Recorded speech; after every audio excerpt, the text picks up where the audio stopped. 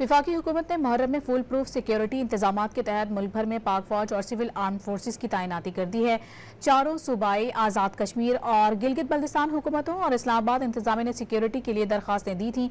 वफाकी काबीना मंजूरी के बाद वजारत दाखिला ने मुहर्रम में सिक्योरिटी ड्यूटीज के लिए पाक फौज और सिविल आर्म फोर्सेस की तैनाती का नोटिफिकेशन जारी कर दिया है।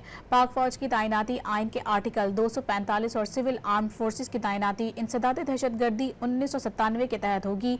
फौज और सिविल आर्म फोर्सेस मुहर्रम के दौरान सूबाई हुकूमतों और जिला इंतजामिया के साथ सिक्योरिटी के फराइज सर अंजाम देंगी। वफाकी हुकूमत ने मुहर्रम में फुल प्रूफ सिक्योरिटी इंतजाम के तहत मुल्क भर में पाक फौज और सिविल आर्म फोर्सेस की तैनाती कर दी है। चारों सूबाई, आज़ाद कश्मीर और गिलगित बल्तिस्तान हुकूमतों और इस्लामाबाद इंतजामिया ने सिक्योरिटी के लिए दरखास्तें दी थी।